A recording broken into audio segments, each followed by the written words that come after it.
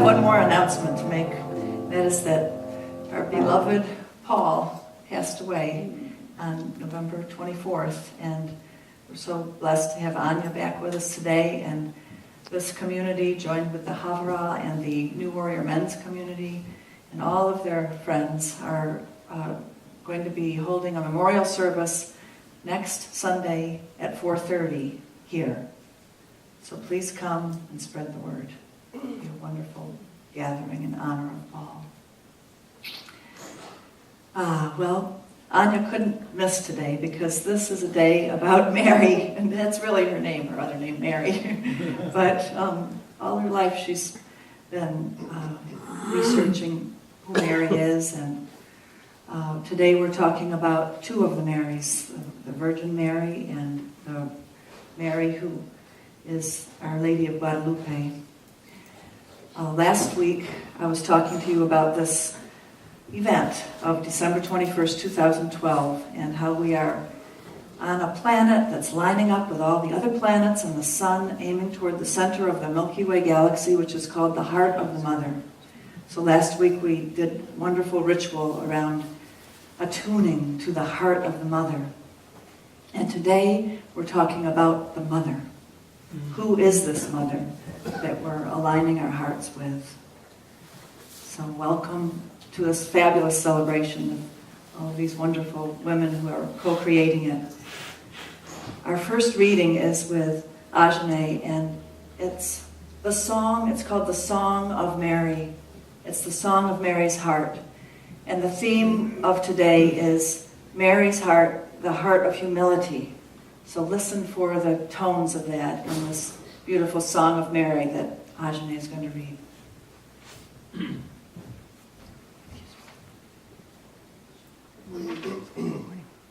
Mary's Song. Can you hear me? Up closer. A little closer. And when the angel had spoken to her, And when the angel had spoken to her, Mary said, "My soul glorifies the Lord, and my spirit rejoices in God my Savior, for he has been mindful of the humble state of his servant. From now on, all generations will be called blessed, for the mighty ones have done great things for me. Holy be their name. His mercy extends to those who honor him from generation to generation. He has performed mighty deeds with his holy arm. He has scattered those who are proud in their inmost thoughts. He has brought down rulers from their thrones, but has lifted up the humble. He has filled the hungry with good things, but has sent the grasping ones away empty." Thank you. So as you can hear from that, Mary's first response to being met by an angel was about justice rolling down in this world. And Mary, she may be meek, but she was not weak. She was not weak. So we celebrate a Mary that is a very strong woman today. And she inspires us to be strong men and women for justice in this world, for right action, and to sing the song of our soul. So this is a beautiful song that we've sung here before. It's called the Song of the Soul. It's a favorite of mine from the women's movement in the 70s and 80s, and I hope you all know it and feel inspired to get in there and sing along with Jane. Open mine eyes that I may see glimpses of truth thou hast for me. Open mine eyes, illumine me, Spirit divine. Love of my life, I am crying, I am not dying, I am dancing along in the madness. There is no sadness, only the song of the soul, and we'll sing this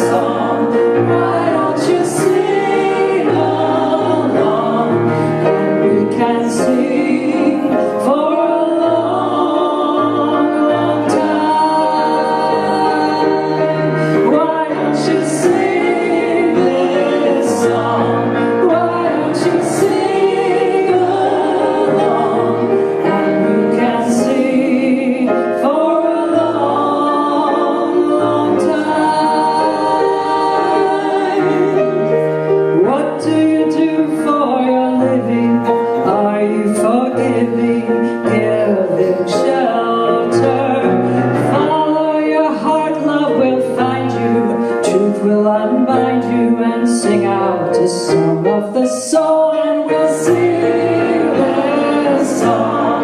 Why don't you sing along? And we can sing for a long, long time. Why don't you sing this song? Why don't you sing along? And we can sing for a long, long time. Come to your life like a warrior, nothing will bore you. You can be happy.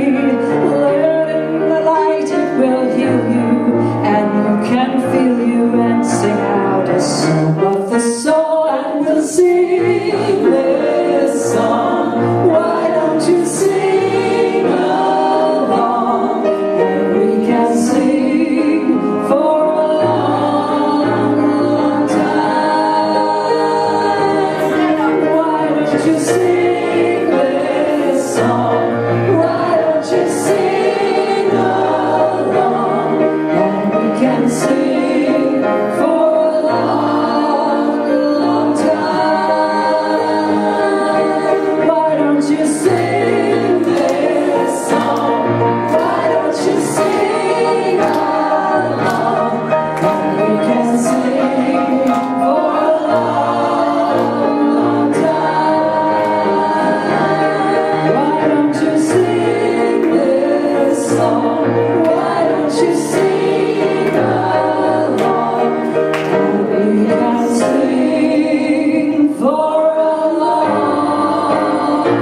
long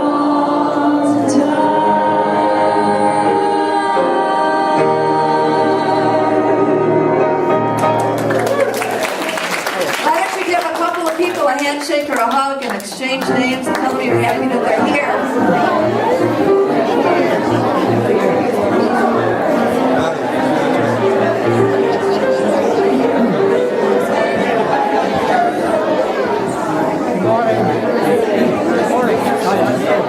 Yeah, that's right. Everybody's talking.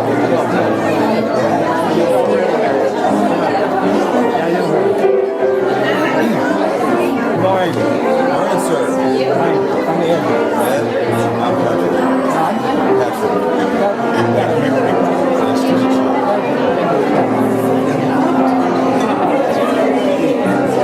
Thank you for spreading that love around. Maybe seated.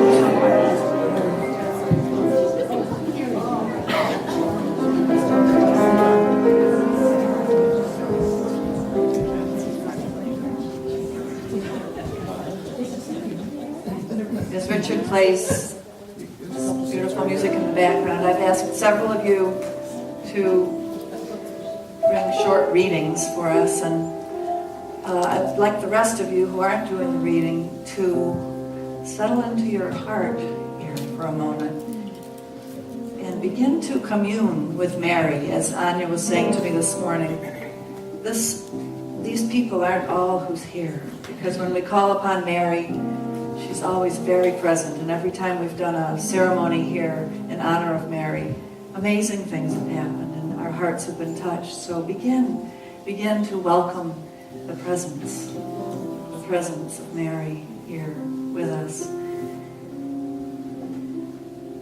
This reading is drawn from one of the Beatitudes that the Son of Mary spoke. The Beatitudes, the blessings. It's a very familiar passage. Blessed are the meek, for they shall inherit the earth.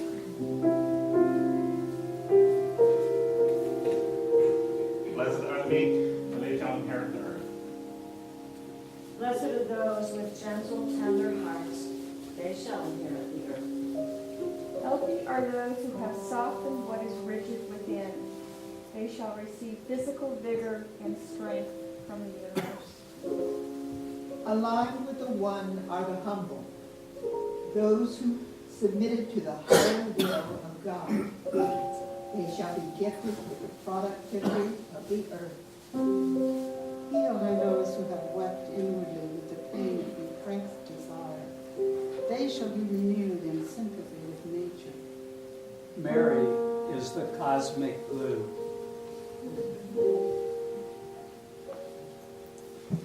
And let's say together, we adore you, Mary.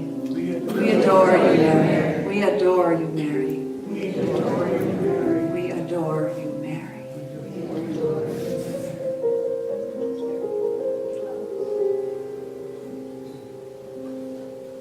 Adoration. Adoration.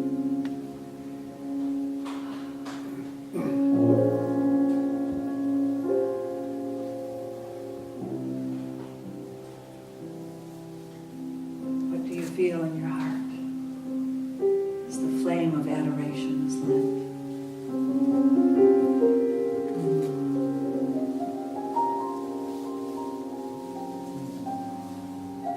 Come and be with us. Bless us, Mary. Help us to be the humble in heart and thus to inherit the earth. And so it is.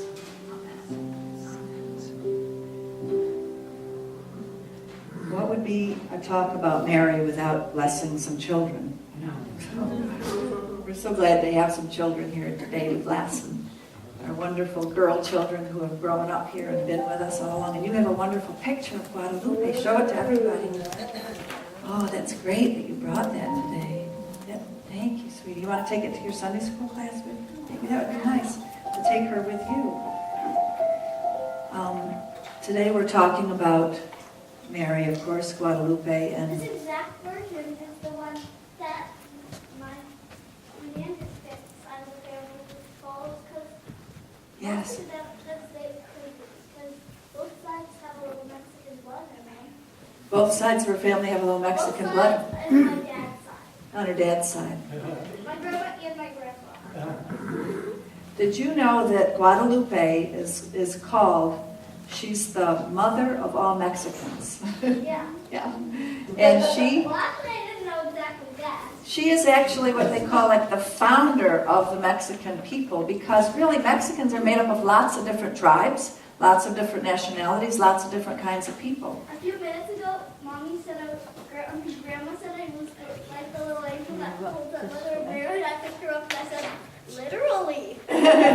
You're holding Mother Mary, literally. Yeah, you can see that little angel at the bottom there. See, you're holding her up. Yeah. Well, I've got a little story for you. Would you like to hear a little story? Okay. Want to sit down for a minute? And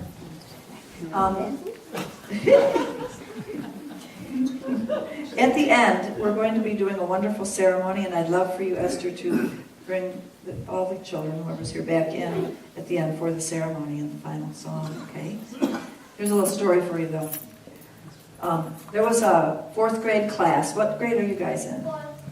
4th and 6th? Okay. So there was this 4th grade class that was having a party at school one day, and the teacher gave them the game of putting a balloon around their ankles, and then they were supposed to go around the room and stomp on the balloons and see whose balloon was left last, you know. So you can imagine that was a pretty raucous game, and the person whose balloon was left last was, unfortunately, the meanest guy in the class, because he went around and, you know, he just so pushing, and he stomped on everybody's balloons, and his balloon was left last, but everybody was not very happy about it. Then, another interesting thing happened. Down the hall, another class was playing the same game, but they were the class of kids who one might call that they were like mentally a little bit slower or special ed class, Yeah, right? sort of like Miss Van Z's class. Okay, like that. So, in there, they got the same instructions, but something happened, and it didn't go quite the same way. In that class, all they heard was the idea that all the balloons were supposed to be popped by the end, and so they started helping one another to pop the balloons, and one of them would get down and hold the balloon, and the other one would pop it with a pencil or something, and they'd go around all helping each other to pop the balloons. And they all were getting really happy because they all were helping each other to pop the balloons. And at the end, when the last balloon was popped, everybody cheered and was really happy. It was a different kind of energy, wasn't it? And so, it's an energy that we're talking about today, and it's about the difference. Yeah, it's about sharing. What else do you think it's about? It's a different kind of game, isn't it? It's not about competition. It's about like a humble helping of helping each other. Exactly. Yeah. So Guadalupe brings us that kind of heart of non-competition and helping one another. So it's just a little story that I know kids know that very well. So thank you for... Not all adults know that, right? That's why we're all here to talk about it today. They've got to go to school on it. Right. Let's rub our hands together and bless our wonderful children. Oh, so we say we love you. We love you. We appreciate you. And we behold the Christ light shining in you. And today we might say we behold the Mary light shining in you too. Yes, we do. Thank you, Esther. Would you like to take her with you or leave her here on the altar?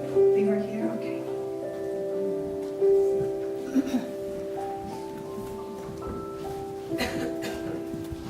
Well, just to give a little lesson to the adults about humility too. Since we're in a synagogue, it's a Jewish joke. Okay? This beautiful wooden structure up here at the front is called the Ark, and it holds the Torah, and it's a very sacred object in the Hebrew tradition. And so one day the rabbi was coming in and he was moving around the Ark, and all of a sudden he felt the holy energy of it. And he just got down and humbled himself and actually prostrated in front of it and said, "Oh God, I am nothing, I'm nothing." And then the cantor came in and saw what the rabbi was doing and went up and looked, and then he felt the energy of it too, and he laid down too and said, "Oh God, I am nothing, I'm nothing." And then the janitor was in the back of the room, and the janitor saw what was going on, and he just laid down right where he was and said, "Oh God, I am nothing, I am nothing." And the rabbi whispered to the cantor, "Look who thinks he's nothing."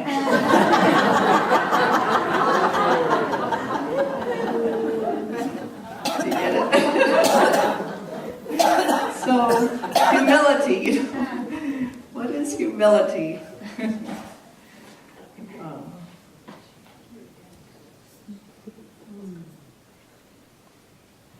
It's good to laugh at ourselves some, isn't it?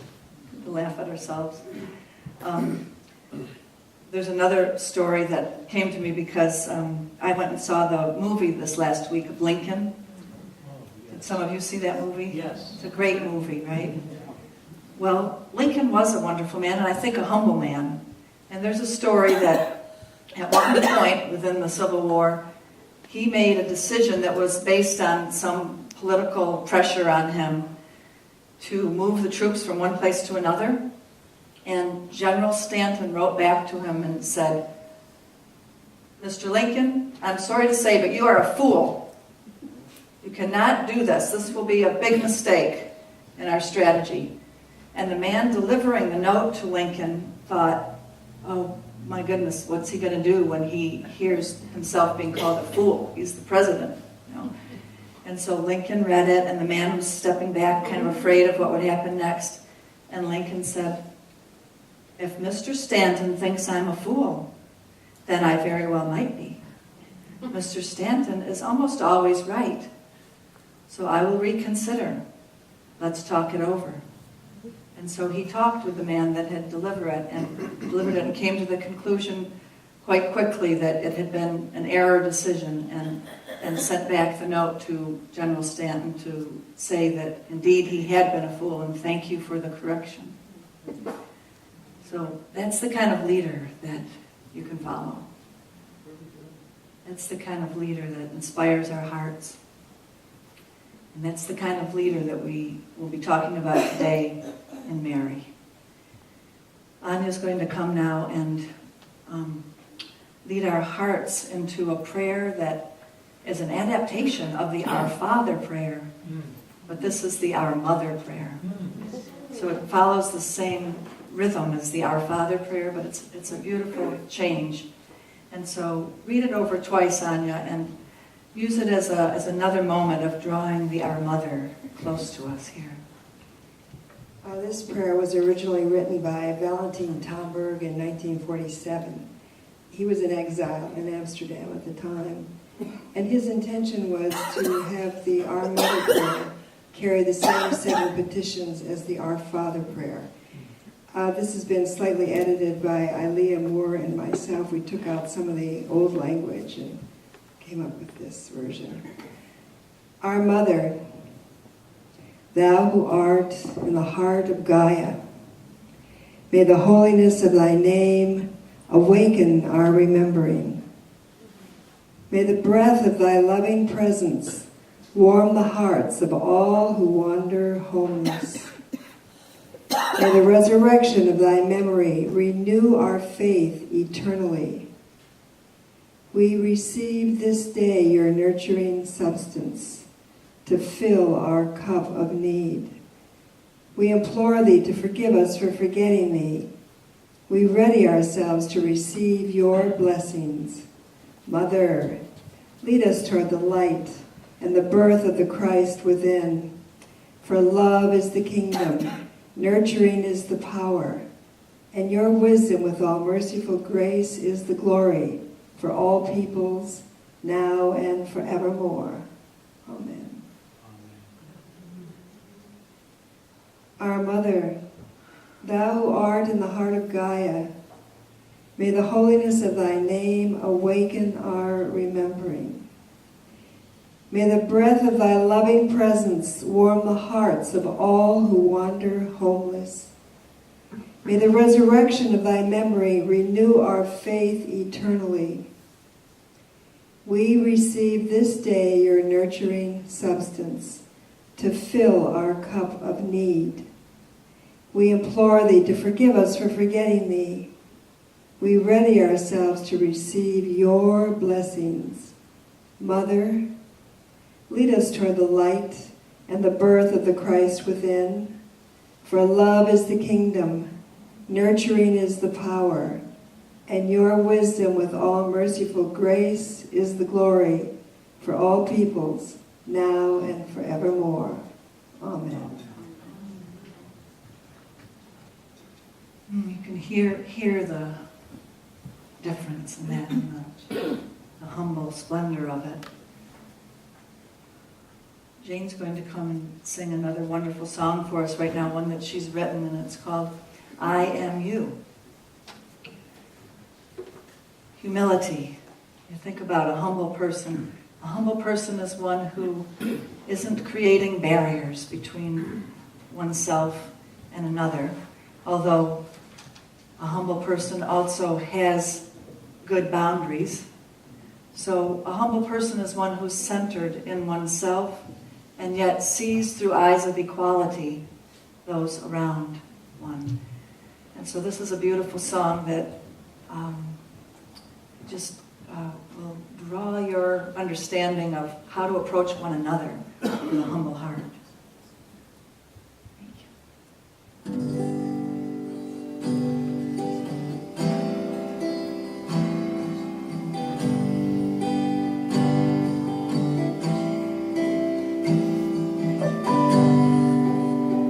With this love I do declare,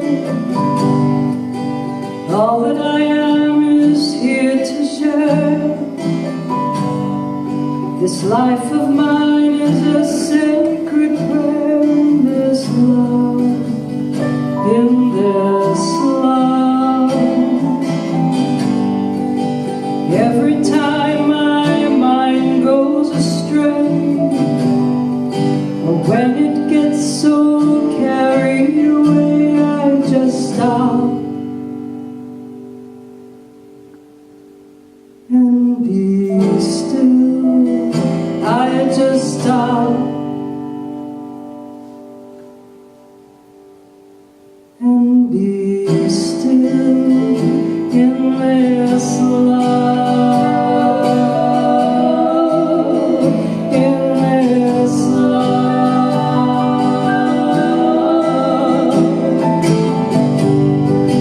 I am you. I am you. I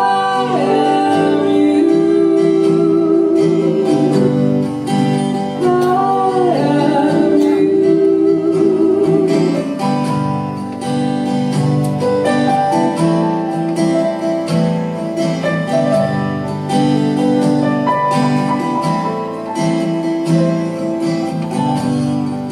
This truth I know is here with you. Discover this love and you'll know it's true. It's never ever been away from you. Surrender to this moment in truth, in this love, in this love.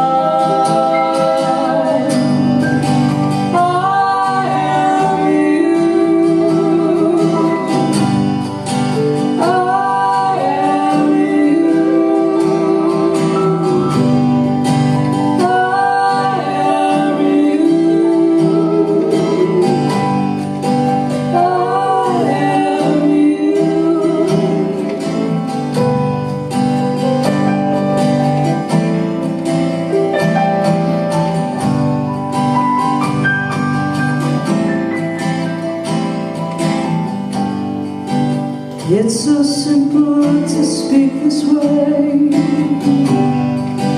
All is welcome in my life today. This life of mine is here to be in this love, in this love. I am you. I am you. I am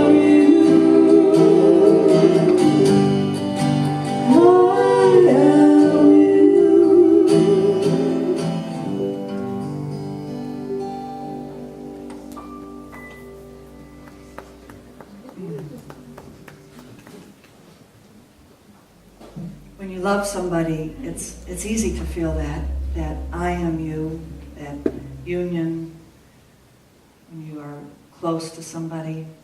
But I'd ask you today to draw to mind somebody that you don't have the easiness of feeling that I am you with, and begin to draw them present here as an opportunity to create some healing with another person in your life that you might feel a little separation with.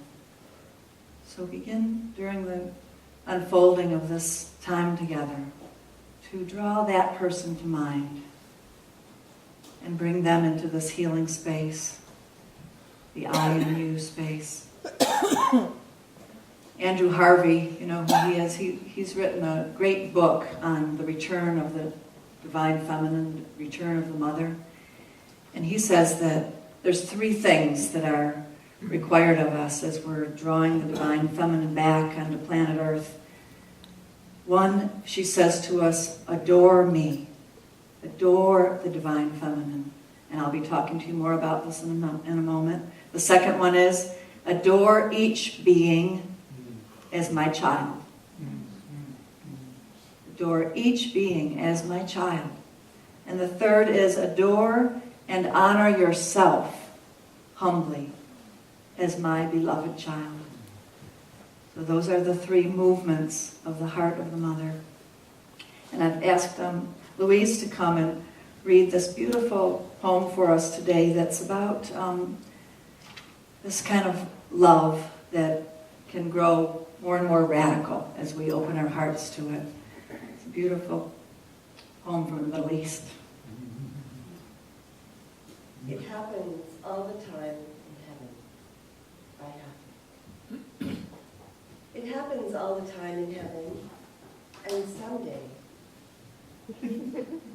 it will begin to happen again on earth. That men and women who are married, and men who are lovers, and women who give each other light, often will get down on their knees and while so tenderly bathing the beloved's feet with tears, will sincerely speak, saying, "My dear, how can I be more loving to you? How can I be more kind?" Read it again. It happens all the time in heaven, and someday it will begin to happen again and again on earth. That men and women who are married, and men who are lovers, and women who give each other light, often will get down on their knees and while so tenderly bathing their beloved's feet with tears, will sincerely speak, saying, "My dear, how can I be more loving to you? How can I be more kind?"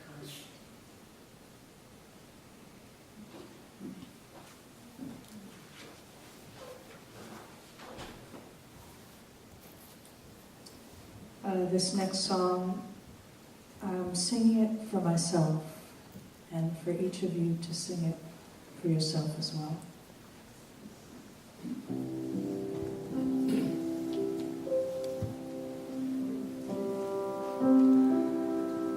Love me tender, love me sweet, never let me go. You have made my life complete, and I love you so. Love me tender, love me true, all my dreams fulfill. For my darling, I love you, and I always will. Love me tender, love me Lord, take me to your heart,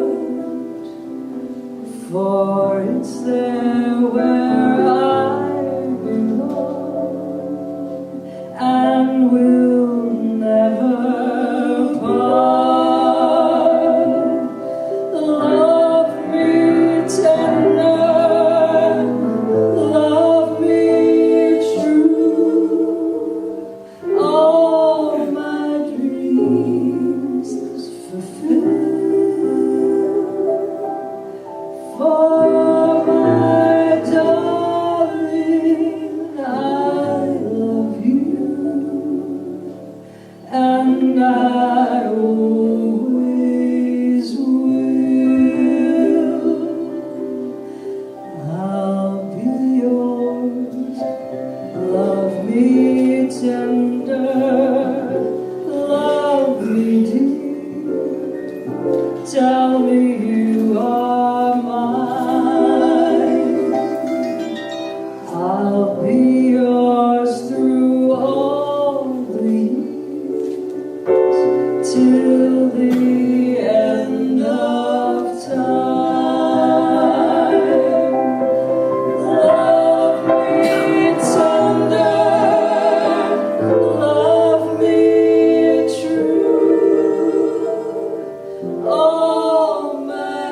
dreams fulfilled.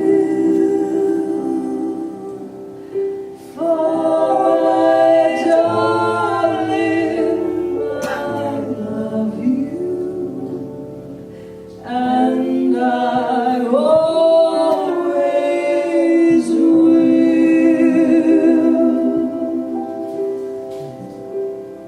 For my darling, I love you, and I always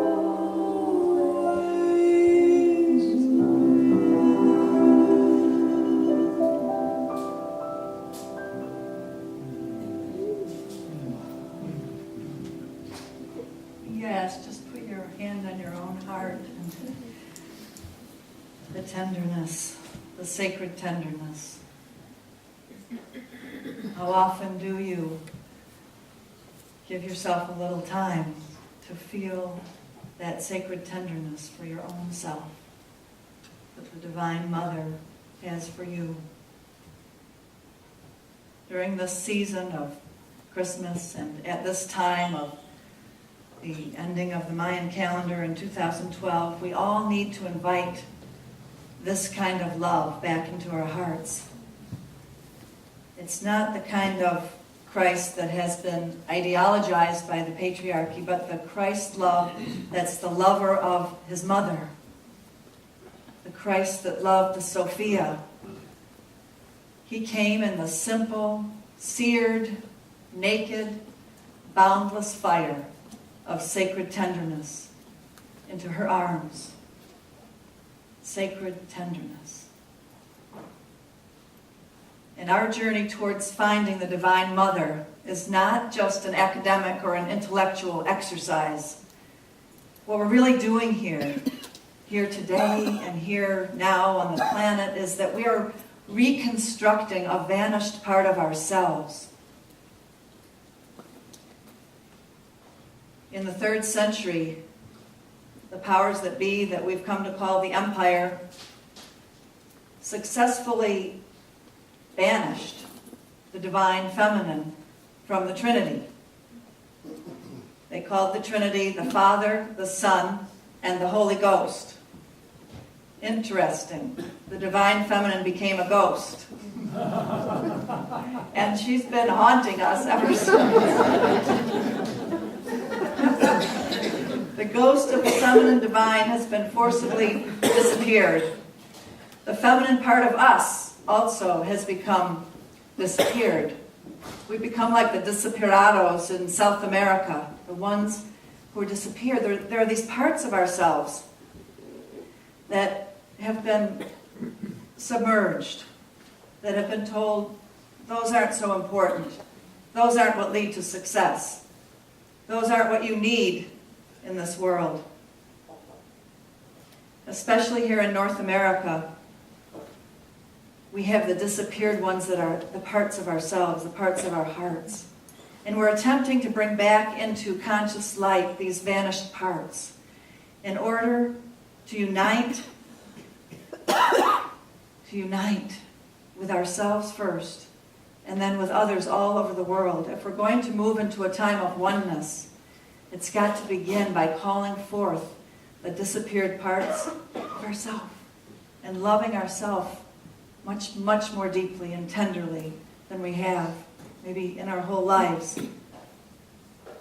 Rudolf Steiner said that we've got to be redoing the Isis-Osiris myth. Remember, Isis went out searching for the dismembered Osiris all over the planet, searching for him to bring him back to wholeness. Well, Steiner says that now we have to search all over the planet and indeed all over the cosmos for the disappeared mother, the disappeared Isis, mother of us all.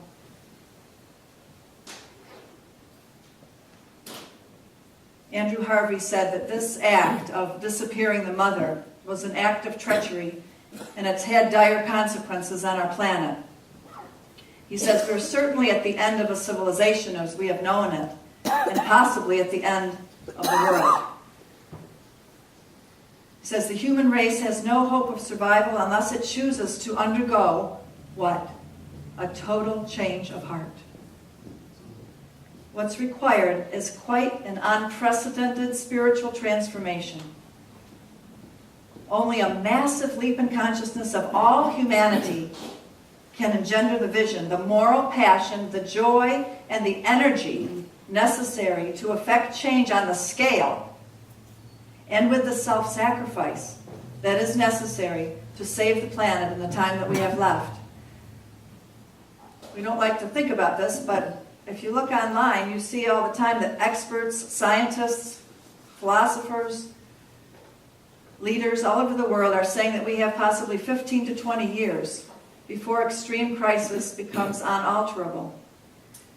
Teilhard de Chardin, one of my favorite theologians, wrote, "Humanity is being taken to the point where it will have to choose between suicide and adoration." Wow. Between suicide and adoration. Another French theologian said, "It is through Mary that the salvation of the world must begin. It is through Mary that it must be brought to consummation."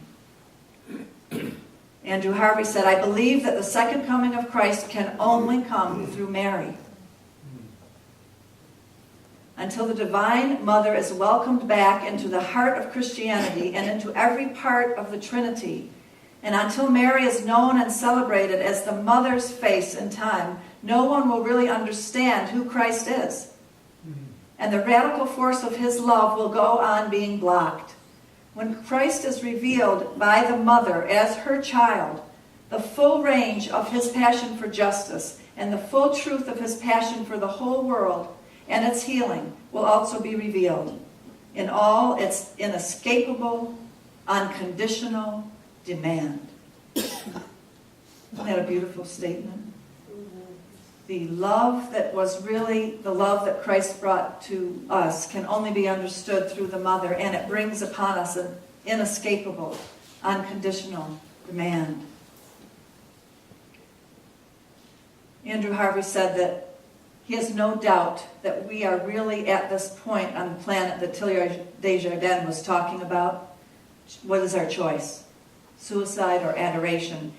And Harvey says that the real battle in the modern world is not a battle between democracy and communism, or capitalism and totalitarianism, or liberalism and fascism. It's the battle for the mind and heart of humankind between two completely different versions of reality. The empire version, which most of our material sciences and philosophy represents, holds humans to be what? Just driven, dying animals in a random universe. But the mystics of all the ages and through all the spiritual traditions have a different version. The mystics say humankind has an essential divine nature. It's birthed in us. It's freely given to us by the Sacred Mother. We are born of the Mother. The mystics have had a vision of our direct connection to the universe. And everybody, you know, that's what we need in order to survive. We've got to reignite this feeling deep in our hearts of our direct connection, moment by moment, breath by breath, to the heart of the universe. This is the sacred marriage of the masculine and feminine that has to take place in our hearts and minds, whether we're male or female. We've got to arm ourselves with a vast love and charity for all of creation, and then go about acting on it to protect our world and to change things. Fortunately, there still exists, miraculously intact, the sacred technologies of spiritual transformation that do invite the sacred feminine with all its powers back to us. When I was in college, I went searching for it because I was a Bible major, and I started to realize that in everything I was being taught, I couldn't find my body, I couldn't find the body, and I couldn't find especially the feminine. So I started searching and searching, and in those days, in the early 70s, nothing had really been written much about the mystics yet, the medieval mystics. Hildegard of Bingen hadn't been rediscovered. all I could find was Teresa of Avila and St. John of the Cross. But they did lead me to the understanding of the necessity, if we're going to follow the body and the mother and the divine feminine, that we have to go into the unknown and the dark. There's a beautiful poem by Wendell Berry, who's a great ecologist, you know. He says, to know the dark, you must go into the dark in a different way than with a light. Because to go into the dark with a light is only to know the light. To know the dark, go dark. Go without sight and find that the dark too blooms and sings and is traveled by dark feet and dark blessed wings. One of my friends who was talking to me this week said she had a dream this past week that she was being followed by a dark being that had dark wings. A human, but with huge dark wings. When we think about the dark part of the mother, we can think about Guadalupe. Guadalupe is a visage of the mother who has a dark face. She was Mexican. She was a woman of color. On this day, December 9th, in Mexico, the festivities begin of Our Lady of Guadalupe. The 9th through the 12th, there are huge festivities and parades and parties and processions, and not just thousands, not just tens of thousands, but millions of people flood into the churches and the chapels, and especially to the Basilica of Our Lady of Guadalupe near Mexico City. Her likenesses adorn everything from bakeries to bus stops. On her feast day, it's not surprising that millions of pilgrims join their hearts together in adoration of the Mother. I think that the people of Mexico and Central and South America are sending out a call to us today in North America. Where is your adoration? Where is your adoration? It's humbling to adore. It's vulnerable to adore. As Teilhard de Chardin said, humanity is being taken to the point where it will be having to choose between suicide and adoration. What identity will we choose? What identity will we in North America choose? What or whom are we going to adore? Do you adore your new clothes? Do you adore your new shoes? Do you adore your car? Do you adore your doggy? Do you adore your partner? Do you adore your child? To adore means great admiration, but it also has in it a longing of the soul, a humble acknowledgement that we really need what we're adoring, that we want to give ourselves over somehow to what we're adoring. How high a standard have we set for what we adore? For whom, for what does your heart yearn in this way? Where do you go for a sanctuario inside of yourself? Where? In nature? When I lived in New Mexico, I often went to the Sanctuario de Guadalupe, and especially at this time of year. And you know, I always did feel a special presence there. Something magical always happened to me there when I took the time to go into that sanctuario. We need to be developing the sanctuario of the Divine Mother in our own hearts. We need to be cultivating a yearning for the Divine Mother. You know, I think we're seeing this in masses of people all over the world. Have you ever been to Amaji? Yes. To Amaji's gatherings? It's amazing, isn't it, how tens of thousands of people are being drawn just to be hugged by the Divine Mother presence in her. There's this emerging feeling in the hearts of humanity. There really is, like Venus arising from the waters. It's a sign of our times that the divine feminine is being called forth again in our consciousness, in our memory, and in our sense of future possibility. A popular song at Christmas asks us, one of my favorite songs, it says, "What child is this? What child is this?" Right? But I think this Christmas we need to be asking, what mother is this? What mother is this? And I'm so thankful for the sweet, powerful men like Andrew Harvey and his great gift to us in his book, The Return of the Mother. And I encourage you to get out that book and read it during this season, because in there he shows us that the feminine in all of us is not weak. She may be meek and humble, but she is not weak. Mary was not some little namby-pamby girl. Mary was fierce in her love. The old version of Mary as passive and submissive is a big fat lie. Look deeply at who Mary was and see a woman of tremendous strength. As the French mystic Hubert put it, this virgin is so full of strength of character. Look at the long agony that she bore of being a mother of the chosen one. Her life of wandering and exile, the strength it took to raise her son in savage circumstances. What Mary did in total love and surrender to Spirit was to unite in her own being with Spirit, with Spirit's intentions. She therefore healed the split between matter and Spirit.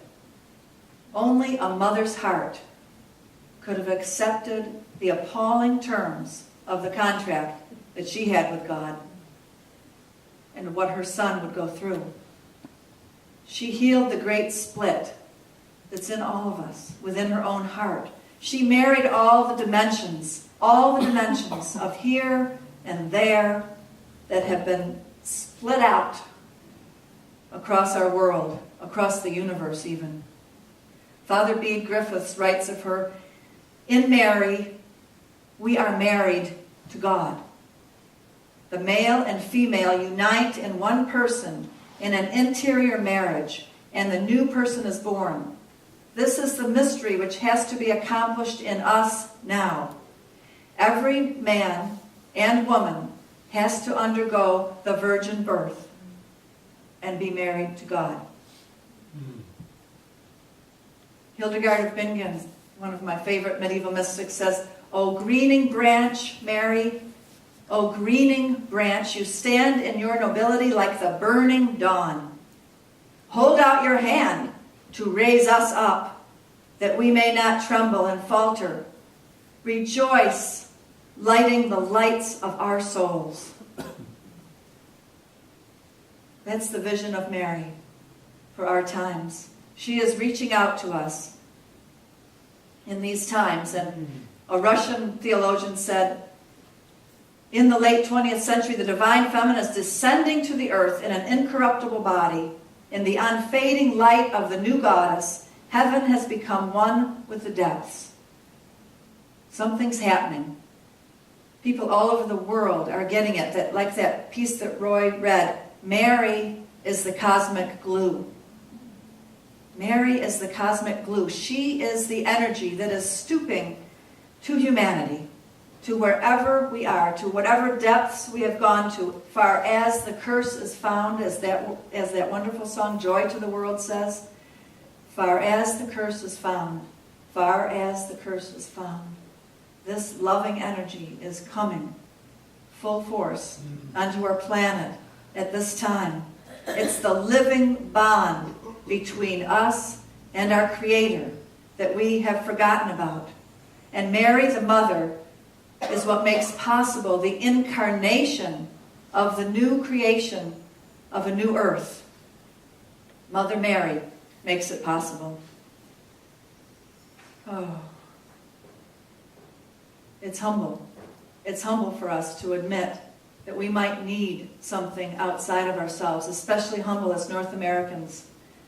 Humility is an act of being modest, reverential, and even politely submissive.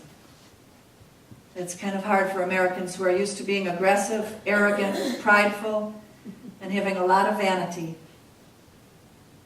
On the surface, it appears that humility would be like a letting go of all power, but on the contrary, it grants enormous power to its owner. Humility offers its owner complete freedom from the desire to impress anybody, or to be right, or to get ahead. And a humble person confidently receives from whatever comes an opportunity to grow and improve and reject society's labels. A humble life results in contentment, patience, like Jane's song said. I'll stop. I'll just stop. If I'm confronted with something, if something starts to hurt, if I get criticized, rather than be aggressive and defend ourselves so quickly back, stop. Seek as Abraham Lincoln did, to understand. Seek compassion and understanding. There's another great man in our history, a truly humble man, who, I won't tell you who he was at first, but he was living in Tuskegee, Alabama, and he was a black man. And it was at the turn of the century. And he had made a great discovery, and he had been made the head of the Tuskegee Institute of Higher Education, the president of it. And one day, and they'd given him a beautiful home in the rich neighborhood in this city. So one day he was walking down the street in his neighborhood, and a white woman came out to him and said, "Oh, could you please go chop some wood in my backyard? I need some wood chopped." And he looked at her and he said, "Sure, I'm not in a hurry to go anywhere. I'll go and do it." So he went in her backyard and chopped all the wood for her and stacked it up nicely. When he was finished, he carried the logs into the house and stacked some of them by the fireplace. But when he was in the house, a little girl in the house recognized him, and she ran to her mother and said, "Mama, Mama, Booker T. Washington is in our house." And the mother came out, and she was so embarrassed. She said, "I'm so sorry, Mr. Washington, I'm so sorry." He said, "It's perfectly all right, madam. Occasionally I enjoy a little manual labor. And besides, it's always a delight to do something for a friend." She shook his hand warmly and assured him that his meek and gracious attitude had endeared him to her and his work to her heart. And not long afterwards, she showed her gratitude by going around to all of her wealthy friends and raising thousands of dollars to contribute to his institute. Humility. Humility. I had a dream a little while ago that we were together as the times are coming to this 2012 point. And the message came through to us that we were just missing one person in our beautiful community, and that person was Ramakrishna. We were missing one person, and I woke up wondering, who is Ramakrishna? At the time, I didn't know, and I went to discover online that Ramakrishna was the man in India who devoted himself to adoring the Great Mother. So I think my dream is telling me that we are needing that masculine part of ourselves to adore the Great Mother. Andrew Harvey, as I was saying to you in the beginning, he said that indeed, in order for balance to come in a timely enough way in this crucial hour, we've got to do three things. We've got to adore the Divine Mother in our own hearts. Number two, we've got to adore each being as her child. And number three, adore and honor yourself as humbly as you can as her child. This doesn't mean your small self, your ego. It's not about humbly honoring that false self or that story self. It's about the divine self within you. Christ said, "Unless you become again as a little child, you cannot enter the kingdom of heaven." How are we, who we are as North Americans and with the privileges that we have, going to become as a little child? so that we can enter the kingdom of heaven and help others to do so. The secret of secrets is presented in all of the divine mystery schools of the planet, including Aboriginal wisdom. The secret is that the reintegration of our innocent, free, abandoned, blissful selves, our child selves, must be combined with the full, mature spiritual consciousness. That's the secret of secrets in all mystery schools. We have to regain childhood in some way. Regain childhood.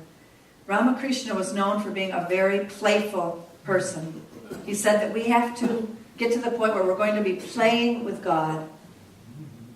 We're going to be playing with God. This is the force that can revolutionize our society in a way that the patriarchy never could. This is a force that's greater than a nuclear force.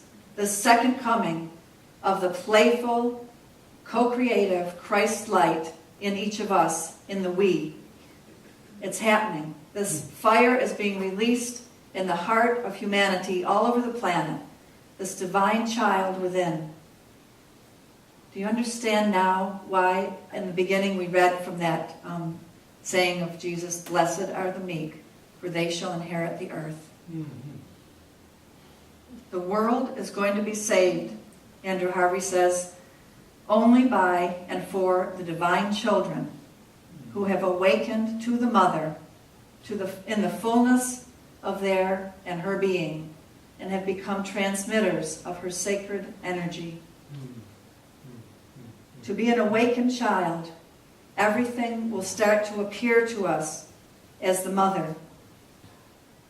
A child who's in the contented lap or arms of its mother doesn't grasp anything.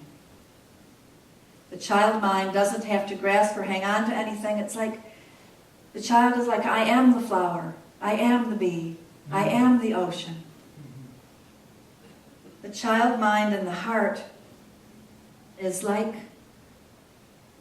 everything is existing all at once in there, inside of us, in the eternal present. To the awakened child, everything appears as the mother. When I was working with the Huichols, they said that they wanted to take me into the eternal night, where I would be resting in the lap of the mother. That's where we all need to go. That article that Shanti helped me write in her magazine, The One, is all about this. It's about my experience with the Huichols and through my near-death experience of going into the lap of the mother. We've got to experience it now.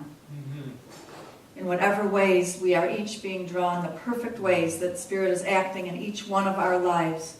We've got to go there now, into the dark, with the dark mother. One time, in my last story here, in Santa Fe, we held a whole conference on the dark mother. And we were honoring Guadalupe, and we brought women from all over the world to honor the dark mother. We did an all-night ceremony in which we were seeking in our own hearts to feel the presence of the dark mother. And it was kind of a scary and awesome thing to do. We invoked a lot of Kali imagery.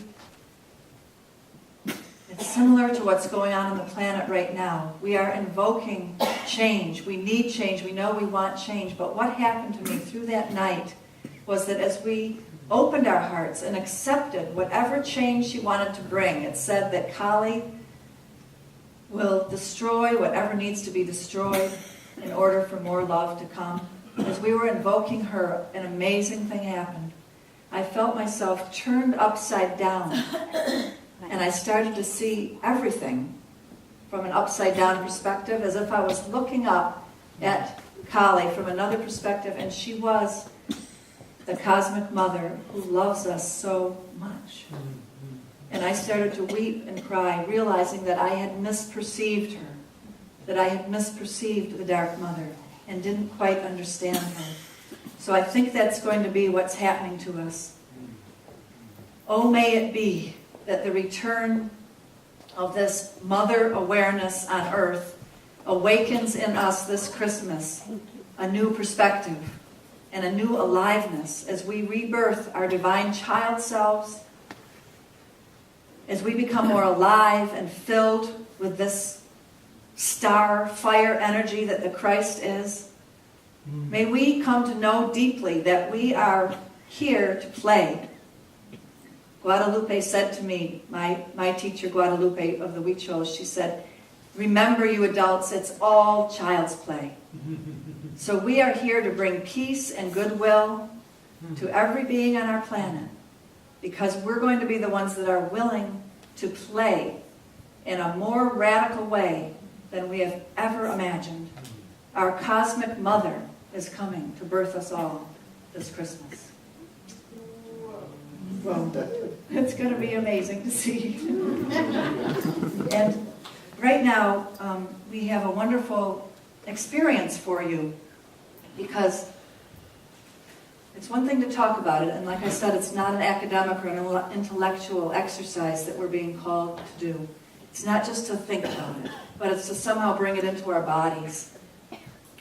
And so Anya and Louise and Talia Rose are going to lead us into a beautiful ceremony together in which we can, in a small way, just a symbolic way, enact the humility, enact the honoring of one another in great love and equality that Mary's calling us to do.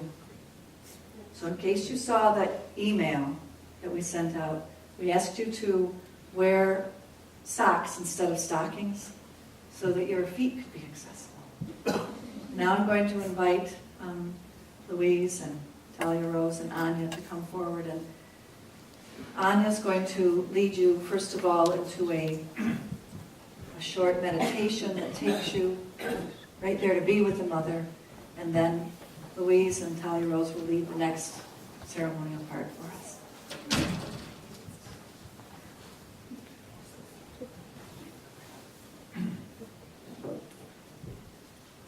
The prayer that I will be reading, this is the No, he's got it now. Turn it on. Oh, good, Jane. Good one. The prayer comes from this beautiful book that I've been studying for about 10 years called The Aztec Virgin, the secret mystical tradition of Our Lady of Guadalupe. It was written by John Meany, who's an acupuncturist from the Bay Area. He was an initiated Aztec shaman, and he goes into great detail about this codex, this image of Guadalupe. Guadalupana, as the Mexican people affectionately call her. Every detail is a doorway into a multidimensional world that we're moving into, which the Aztecs call the world of the sixth sun, and the sun of flowers. They say that the sun of flowers this time is for the resurrection of the heart of the Christos and awakening souls everywhere, remembering that we are the ones we have been waiting for.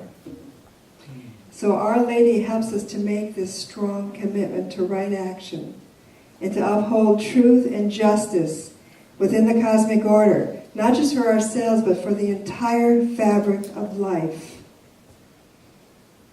So I'm going to read a prayer that Our Lady gave to Juan Diego when he was in trepidation about going to the bishop and asking him to have her church built on this hillside, which was what he was told to do by her. So I want us to go into our hearts and to ask, like, what authentic action are we willing to engage in and to support the fulfillment of our entire planet and humanity? What opens our heart? What excites us? What awakens our passion? This is what we need to be looking at. So I'm going to recite her prayer, and then we're going to go right into a meditation. Close your eyes and open your heart to this amazing cathedral that the Mother has built for us through her love, her grace, her nurturance. Am I not right here, who is your mother? Are you not in my shadow and protection? Am I not the foundation of your being, your sustenance and happiness, peace and effortlessness? Are you not in the fold of my garment? Do you need anything else? Don't allow anything to worry or disturb you anymore. Now imagine this mother appearing to you in your heart. What does she look like? What does she feel like? How is she dressed? What does she have to say to each one of us individually? Ask her what action she would like you to take into the world to help make her presence better known. This right action comes from the heart, and it is through the heart that all of our actions are united in this great co-creation for our new humanity. What gift or tool does she give you to help make this possible? Remembering that each one of us is an important piece in this great fabric. Every action that we take is an important piece of this new world that we are co-creating.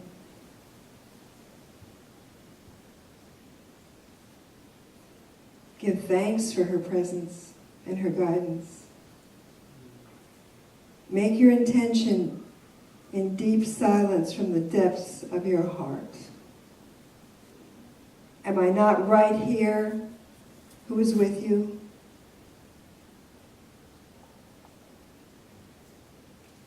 Am I not in your, are you not in my shadow and protection? Am I not the foundation of your being, your sustenance and happiness, your peace and effortlessness? Are you not in the fold of my garment? Do you need anything else? Don't allow anything to worry or disturb you anymore. Amen.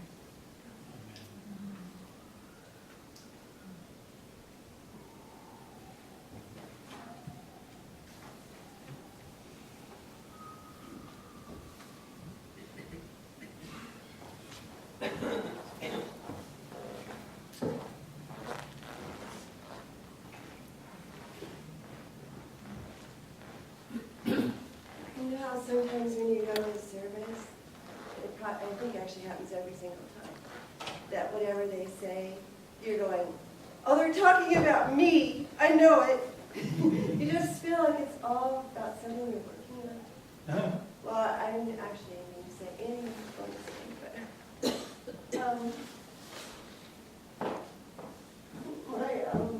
my beloved son, who's now in heaven, when he was a baby, he was born needing a heart and lung transplant. And I had a statue of Mother Mary on my bed, and I was praying with him. And I used to hang my necklaces on. I wasn't Catholic, I just bought it at a garage sale. And I carried him really late. He was almost 10 months. And I had a midwife, that's why it was so long. And I started talking to the statue because I was like, you're a woman, you know about birth, and I need help. Can you like talk to the big guys up there? And I hadn't. And then I found out in 2-week checkup that he had a heart problem. And before I knew it, I was in Eugene, and then I was in New Becker Hospital sitting in a little wooden chair. I was going through all this testing to find out that he needed a heart and lung transplant, which had only been performed before on a monkey. And on the way home, I was sent to wait for a donor. And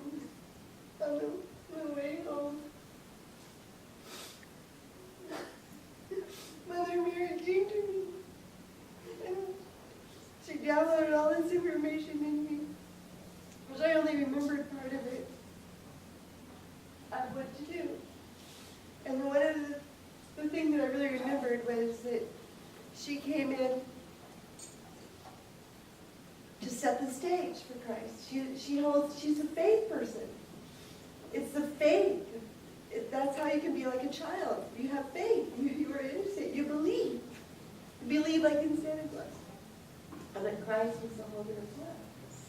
And if I had both of them, that my son would kill. And so I did that. And I had to be careful because my doctor threatened me. Dr. Terry came to his house. And I had a miracle. And a miracle healing. He did have a miracle. And he had an incredible life here at Ashland. It was a very strange sport. But when he was 22, he got dengue in Costa Rica and passed away from heart attack. And I only knew a couple weeks before he was leaving. And I collected all kinds of statues of Mother Mary when he was younger. All of a sudden, I bring all the statues back out. And I didn't realize actually how bad I was at her. Because it's hard to keep the same faith when you don't get what you want. And the other thing that she really, what came to me is my son. I was working with on protecting the river in Applegate, and my son asked me to do this project that Grandmother Agnes Baker Pilgrim wanted me to do, and to adopt her for the rest of her life. And 4 days later, he left. That's the only thing he told me. I was with Grandmother yesterday, and and see that tree up there? I feel that my son and I have this message for everyone here that is so important for returning to being able to be a child, returning to the innocence of a new beginning. In 1453, the Pope, the Christian doctrine of discovery went out all around the world, into all countries, saying that it was okay to kill people, to take their land, to rob them, because they were heathen or pagan, just because they didn't believe the same way. This has never been corrected. It is in every single one of us, somewhere in our ancestors. We carry it. And by exposing it, by us standing together. So my son comes in with his Mother Mary, and he ends telling me about Grandmother. And how do you fit those pieces together on the puzzle? I did not know until Grandmother told me she was going to the Vatican to talk to the Pope. And I went, oh my gosh, there's the piece. This is the piece.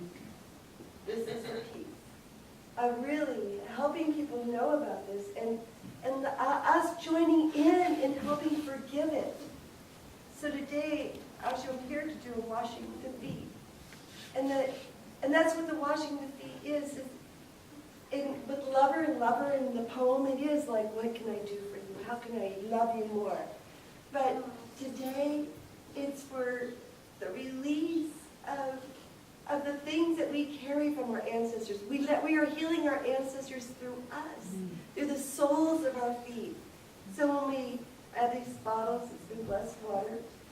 When we spray each other's feet, it's to feel forgiveness, to say you are forgiven, your ancestors, everything that you carry within you. And of course, even us. I mean, there's nobody in this room. We have all made mistakes.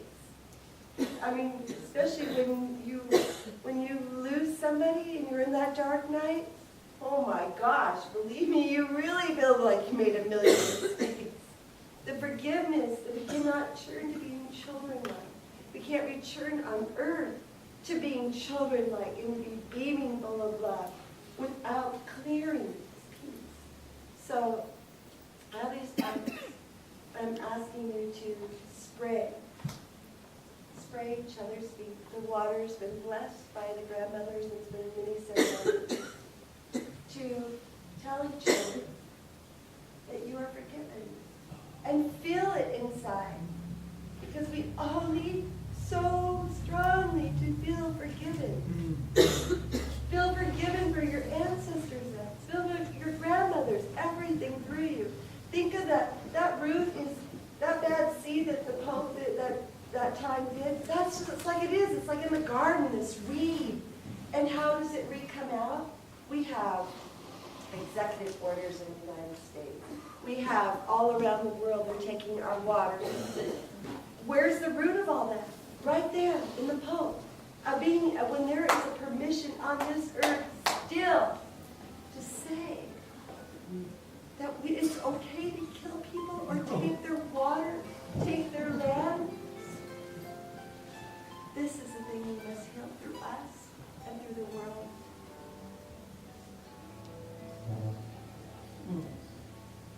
I'm going to hand the bottles out and I'd like you to divide into groups of 10, right, Louise? yeah. Groups of 10. Take off your shoes and socks. And socks. And we'll have one bottle for each group of 10. Is that how many you have? And I'm going to just demonstrate on it so you can see. Let everybody watch as Louise demonstrates how we're going to do this. You can stand up to see what she's doing. She's spraying on his feet, spraying both feet with the bottle. Sacred water. Can everybody see what she's doing? I want you to feel that you are forgiven. Everything knows. I want you to feel your ancestors. All of the DNA of the cells that are passed on to you. Please, I want you to know that you are worthy. You are loved forever. You are so valuable in this world. Allow yourself to pray like a child, to enjoy this life, and know that all the past is gone.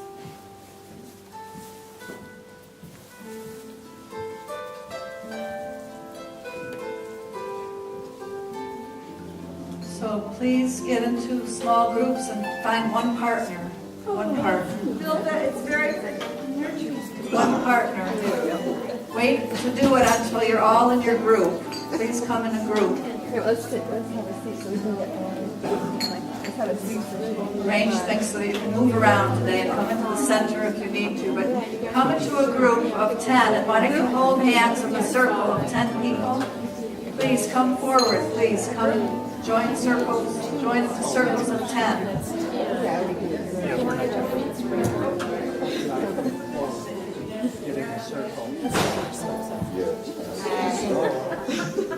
Can we figure this out together?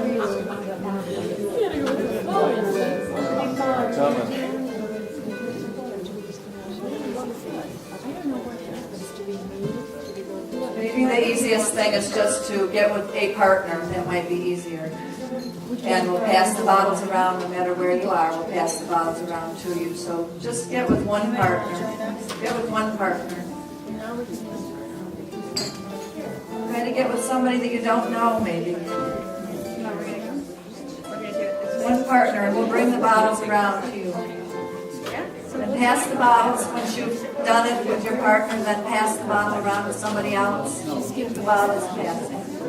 So you're saying that the person is forgiven on the one hand, one foot, and adored and loved by the Great Mother, worthy, love.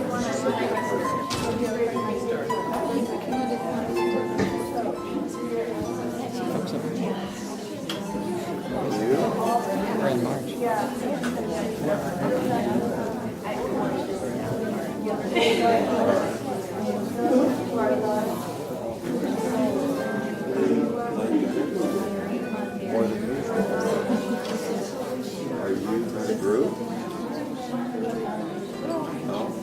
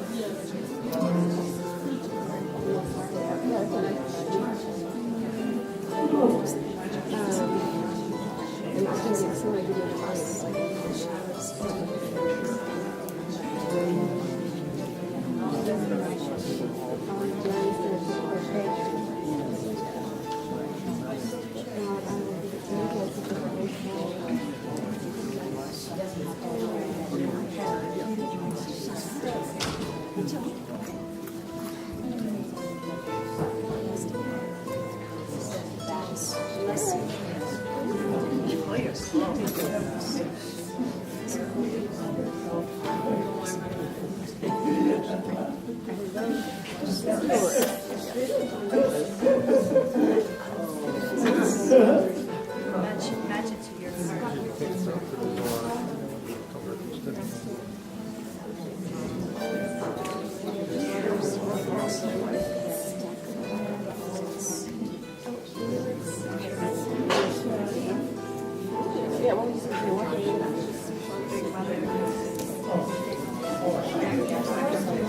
Yeah, I would just go there.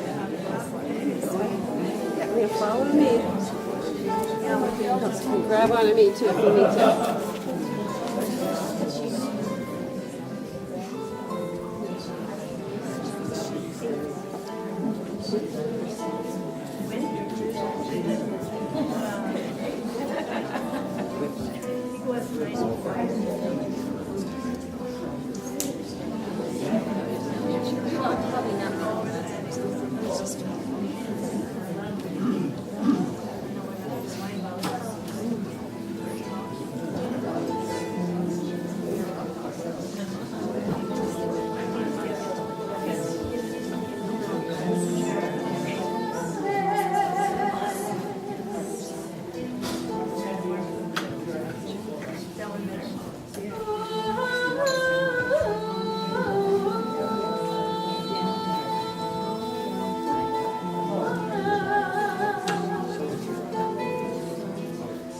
Really?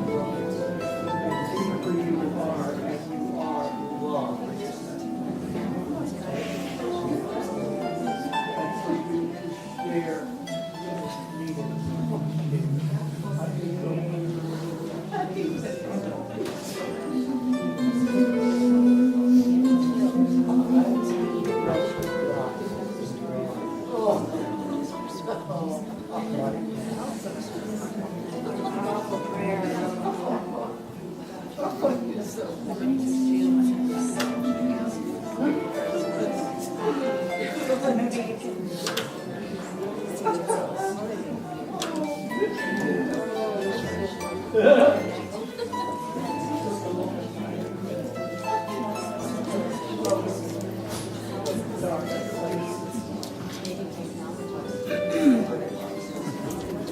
nice surprise, huh? Did you have a chance? Yes. Oh, good. You want to see this working?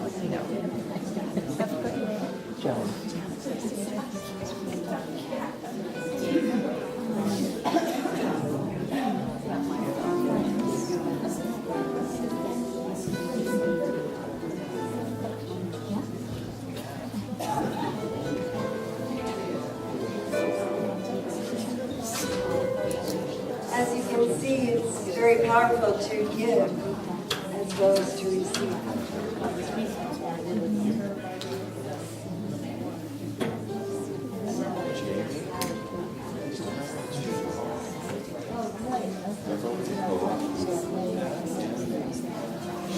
Anytime she's around that now,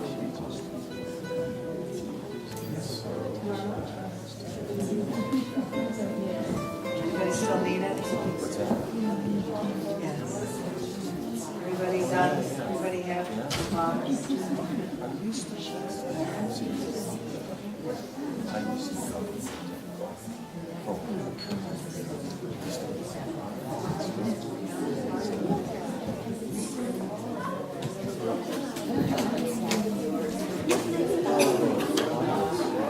I would invite you to, if you're feeling like you're almost came to a question, I just heard you're crying and laughing all the time. That's kind of what it does, is we feel this forgiveness washing over us. I feel like that song, when you're happy and you know it, clap your hands. When you're happy and you know it, stomp your feet.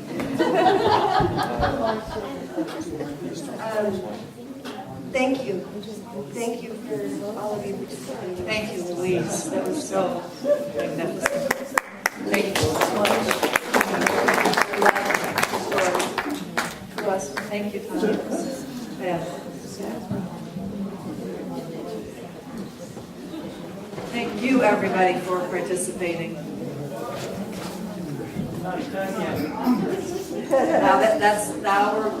We need to do the offering. So, the offering's a very important part of it, and I'll just let you know that for the last several months, I found out from our treasurer, we've been running under our budget quite a bit. And so our budget isn't very high, but we need your offerings. We need your help so that we can keep doing this and keep coming together and renting the space and blessing people. So thank you for your offerings, and we will bless and multiply them as you give them.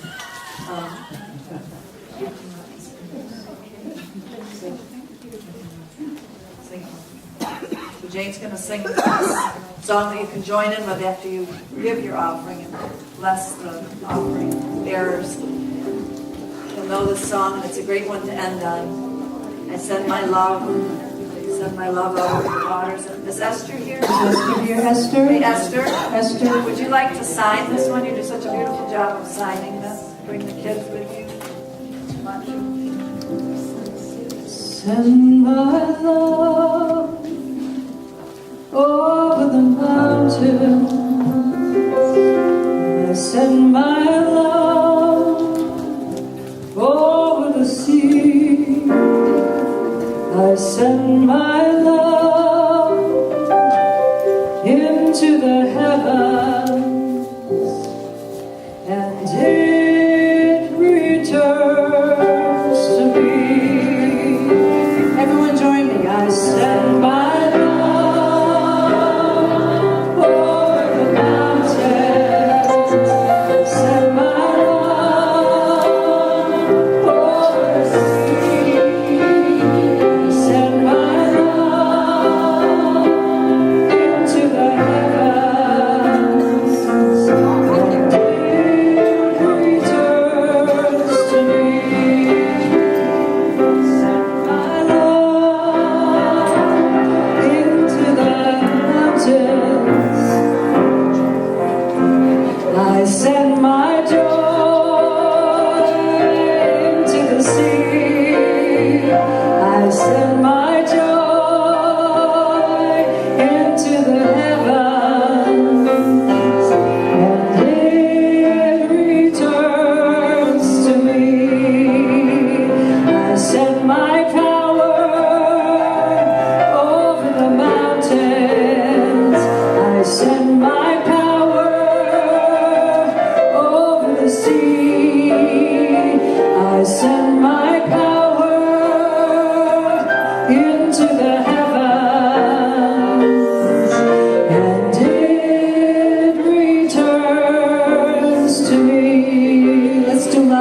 time. I send my love over the mountains. I send my love over the sea. I send my love into the heavens, and it returns to me.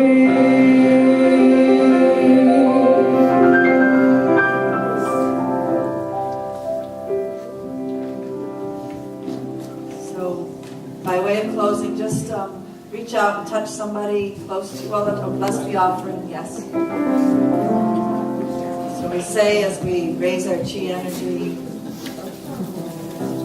divine love through me blesses and multiplies all that I am, all that I have, all that I give, and all that I receive. Thank you. Aho. So it is. So take a hold of hands just where you are, and try to touch somebody. You're touching somebody.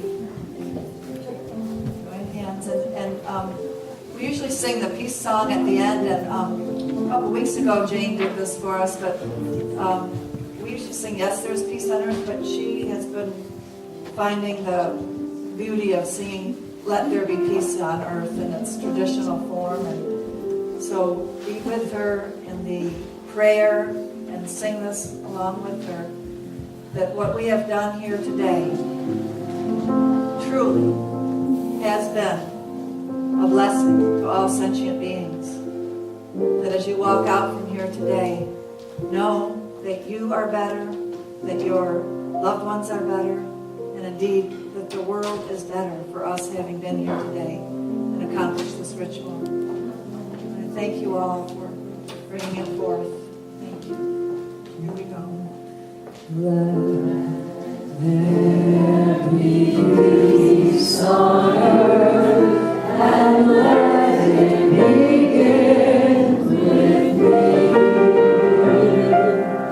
Let there be peace on earth, a peace that was meant to be,